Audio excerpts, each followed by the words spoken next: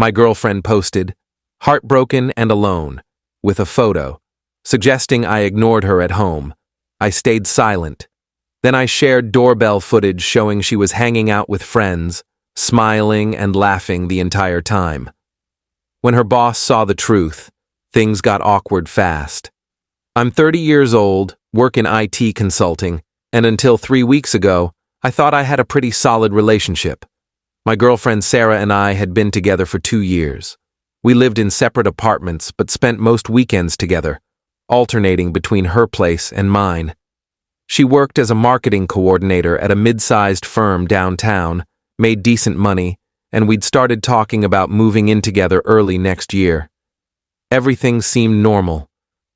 Looking back now, I should have seen the signs, but hindsight is always perfect, isn't it?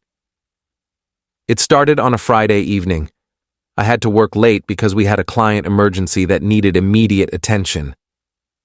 I texted Sarah around 6 to let her know I wouldn't make it to her place until at least 10. She responded with, "Okay, babe, I'll be here waiting. Miss you already." Pretty standard stuff. I figured she'd order takeout, watch Netflix, and we'd have a late night together when I finally got there. Around 9:30, while I was still troubleshooting server issues, my phone started blowing up. Not with texts from Sarah, but with notifications from Instagram, Facebook, and even LinkedIn. Friends, co-workers, even my cousin who barely uses social media were tagging me in comments or sending me screenshots. I ignored them at first because I was in the middle of fixing a critical problem, but during a brief lull, I checked. Sarah had posted a photo on Instagram. It was her, sitting on her couch in dim lighting, looking sad and disheveled. The caption read, "Heartbroken and alone again tonight." When your partner chooses work over you every single time, you start to wonder if you even matter, feeling invisible in my own relationship. I stared at my phone, completely confused. Every single time? We'd had this exact conversation about understanding each other's work commitments. She knew this was an emergency. The post had already gotten over 200 likes and dozens of comments from her friends saying things like, "You deserve better, girl. He doesn't appreciate you, and leave his ass. You're too good for him." I felt my blood pressure rising, but I didn't respond. Not to her, not to anyone. I finished the work around 10:15, packed up my stuff, and drove to her apartment. The entire drive, I kept thinking about how to approach this. Should I be angry? Should I ask her what that post was about? I decided to just see what she'd say when I got there. I pulled into her apartment complex at 10:40. That's when I noticed something. Her car was there, but all the lights in her apartment were off, completely dark. I sat in my car for a minute, confused. If she was home alone and heartbroken like she'd posted, wouldn't at least one light be on? I walked up to her door and knocked. No answer. I knocked again, harder this time. Still nothing. I tried calling her phone. It rang once, then went to voicemail. That's when I knew she'd declined the call. I stood there for probably 5 minutes, knocking periodically, calling twice more. Both times, declined immediately. Finally, I left. But here's the thing about my car. I'd installed a dash cam a few months ago after someone hit my car in a parking lot and drove off. It has a parking mode that activates when it detects motion near the vehicle. As I was sitting in my car trying to figure out what just happened, I remembered something else. Sarah had a Ring doorbell. I'd helped her install it 6 months ago, and she'd added me to the app so I could see who was at her door when I was coming over. I opened the Ring app on my phone. The doorbell keeps footage for 60 days. I scrolled back to around 5:30 that evening, right after I'd texted her about working late. At 5:45, Sarah left her apartment. She was dressed up, full makeup, wearing the dress she usually saved for nights out. She got in her car and drove away. I kept scrolling through the footage. At 6:15, a car pulled up, and 3 of her friends got out, Jessica, Amanda, and Katie.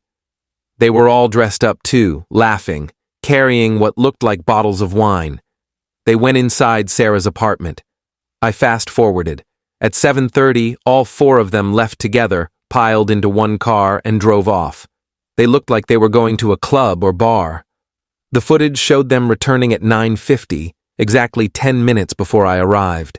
They were stumbling slightly, clearly tipsy, laughing hysterically about something.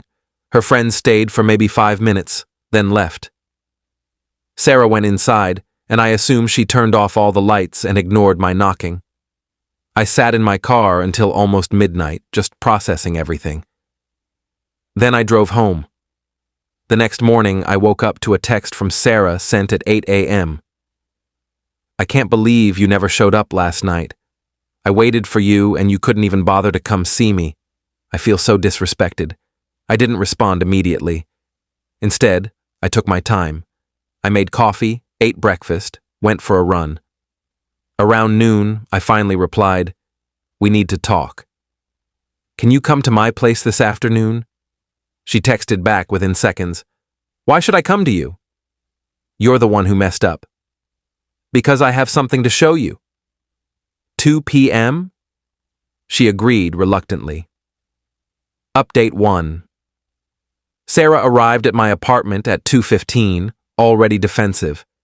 She walked in with her arms crossed, wearing sunglasses, even though it was cloudy outside.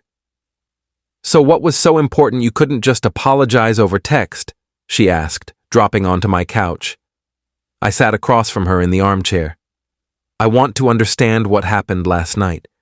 You posted that you were heartbroken and alone, but when I showed up at your apartment at 10:40, you didn't answer the door or your phone." She didn't miss a beat. "I fell asleep. I was exhausted from being so upset." "With all the lights off?" "Yes. I fell asleep on the couch in the dark. Is that a crime?" "Sarah, I have your Ring doorbell footage." Her face went completely white. She tried to recover quickly. "What are you talking about? That's an invasion of privacy. You added me to the app yourself, remember? So I could see when I was at your door?" She stood up. "I want you to delete that right now. You have no right. I watched you leave at 5:45, dressed up and ready for a night out. I watched your friends show up at 6:15 with wine. I watched all of you leave together at 7:30 and come back at 9:50, drunk and laughing. 10 minutes before I arrived." The room went silent. She just stood there, mouth opening and closing like she was trying to find words. "So I'm going to ask you again," I said, keeping my voice calm. "What happened last night?" She sat back down, taking off her sunglasses. Her eyes were clear, no signs of crying or sadness. "Okay, fine. Yes, I went out with my friends, but that doesn't change the fact that you're always prioritizing work over me. I had a client emergency. You knew that. There's always an emergency, David. There's always some excuse why you can't make time for me. This is the third time in 2 years I've had to work late on a Friday." "The third time. And every other time you said you understood." She shifted tactics. "I just wanted some sympathy. I wanted you to see how I feel when you're not around. By lying to hundreds of people online? By making me look like a neglectful boyfriend when you were literally out partying with your friends? It's not that big of a deal. People post dramatic stuff on social media all the time. But it wasn't just a dramatic post, Sarah. You made specific claims. You said I choose work over you every single time. You painted yourself as a victim. And when people asked if you were okay, what did you tell them?" She looked away. "I don't know, I didn't really respond to anyone." I pulled up my phone. "Actually, you responded to 17 different people. Let me read some." "Thank you, babe. I'm trying to stay strong, but it's hard. I don't know how much longer I can keep doing this." He says he cares, but actions speak louder than words. Should I keep going? "Fine, I messed up. What do you want me to do? Post a public apology?" "I want to know why you did it." She was quiet for a long moment. Then she said something that genuinely surprised me. "Because Marcus liked my last 3 posts, and I wanted to see if he'd comment on this one." "Who the hell is Marcus?" "A guy from work. He's been really nice to me lately." And there it was. The real reason. Not because she was actually upset about me working late, because she wanted attention from some guy at her office. Update 2. After Sarah admitted the Marcus thing, I asked her to leave. She tried to backtrack, saying it wasn't what it sounded like, that they were just friends, that she wasn't trying to make me jealous. But the damage was done. I told her I needed time to think, and she left crying, real tears this time. Over the next few days, I didn't post anything online. I didn't respond to any of the messages people had sent me about her post. I just stayed quiet. Sarah texted me constantly, apologies, explanations, promises that she'd delete the post and tell everyone the truth. I read every message, but didn't reply. On Tuesday, 4 days after the incident, Sarah posted again. This time it was a photo of us from 3 months ago, looking happy. The caption, taking a break from social media to focus on what really matters. Sometimes we all make mistakes, sending love to everyone who checked on me. She hadn't deleted the original post. She'd just buried it under a new one. And she still hadn't told the truth. That's when I decided to share my side. But I wasn't going to write some long, defensive post. I was just going to share the facts. I posted a compilation video from her Ring doorbell footage. 5:45, Sarah leaving dressed up. 6:15, friends arriving with wine. 7:30, all of them leaving together. 9:50, them returning, laughing and stumbling. 10:40, me knocking on her door repeatedly with no answer. I added simple text overlays with timestamps and the caption, "This is what heartbroken and alone at home looked like on Friday night." I'm done being made the villain in someone else's fabricated story. I posted it to my Instagram, Facebook, and even LinkedIn, since some of my professional contacts had seen her original post and commented asking if I was okay. The response was immediate and overwhelming. Within 2 hours, the video had been shared over 50 times. People who'd commented sympathetically on Sarah's original post started deleting their comments or posting new ones calling her out. Some of her friends who'd been in the video started getting tagged. Sarah called me screaming, "How could you do this? You've humiliated me. Everyone at my work is seeing this." "You humiliated me first, Sarah. You just didn't think there'd be consequences. Take it down! Take it down right now, or I swear, or you'll what? Post another lie about me?" She hung up. 20 minutes later, she'd deleted both of her Instagram posts and set her account to private. By Wednesday morning, the video had somehow made it to her workplace. Here's how I found out. I got a call from an unknown number. When I answered, a woman's voice said, "Hi, is this David? My name is Jennifer. I'm the HR director at Quantum Marketing. I'm calling about a situation involving one of our employees, Sarah Mitchell." My stomach dropped. Yes, this is David. Is Sarah okay?" "She's fine, but we've become aware of some social media posts that involved claims about personal relationships being made during work hours using company devices. Additionally, the posts were seen by several clients who follow our company page. We're conducting an internal review. I wanted to reach out because Sarah mentioned you might have additional context about the Ring camera footage that's been circulating." I explained everything calmly and professionally. Jennifer listened without interrupting. When I finished, she thanked me for my time and said they'd be in touch if they needed anything else. I didn't hear from Sarah for 3 days after that call. Update 3. On Saturday, exactly 1 week after the original incident, Sarah showed up at my apartment, unannounced. She looked terrible. No makeup, hair in a messy bun, wearing sweatpants and a hoodie. "Can I come in?" she asked quietly. I stepped aside and let her in. She sat on the edge of my couch, hands folded in her lap. I got suspended from work. 2 weeks without pay. I didn't say anything. They said I violated the social media policy by posting personal content that reflected poorly on the company during work hours. Apparently, I posted that first photo during a client meeting on Friday afternoon. Someone noticed the timestamp and reported it. She laughed bitterly. "And Marcus, the guy I was trying to impress?" He's the one who showed your video to my boss, said he thought HR should know what kind of person they had representing the company. Sarah, no, let me finish. I've spent this whole week thinking I was the victim, that you overreacted, that you were cruel for posting that video.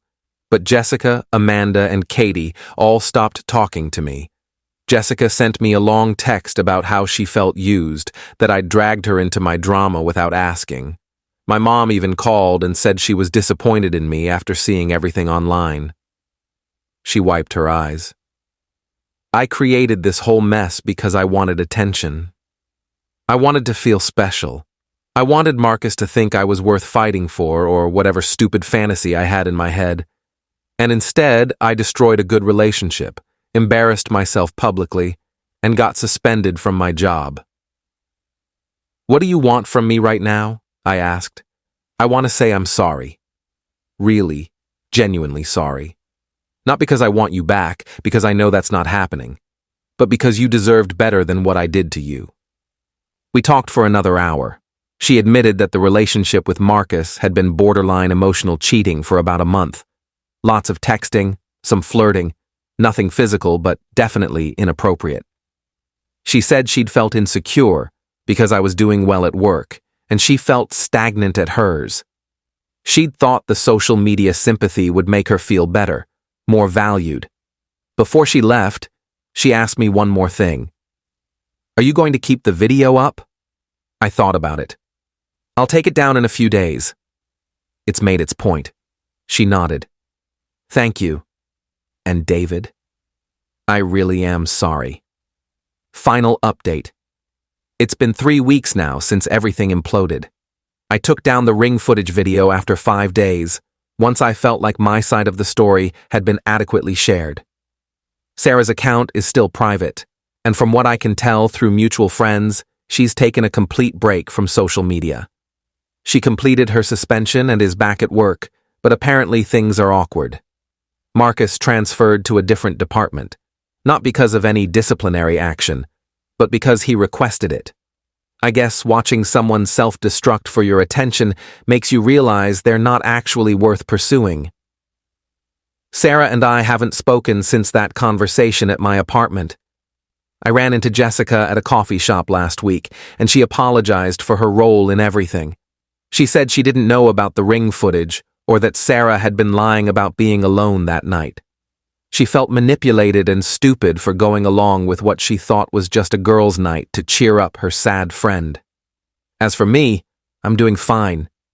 Better than fine, actually. I've been focusing on work, hanging out with friends who didn't immediately believe I was some neglectful boyfriend, and honestly, just enjoying not being in a relationship where I have to constantly prove my worth. The craziest part of all this? I got a LinkedIn message from someone who saw the whole saga unfold online. He owns a cybersecurity firm and asked if I'd be interested in consulting on a project about digital privacy and evidence documentation. Apparently, my handling of the situation impressed him from a technical standpoint. We've had 2 meetings, and it might turn into a serious contract. So yeah, Sarah wanted social media attention, and she definitely got it, just not the kind she wanted. I got vindication and possibly a new business opportunity. And somewhere out there, Marcus learned that being the guy a girl posts about isn't always the compliment you think it is.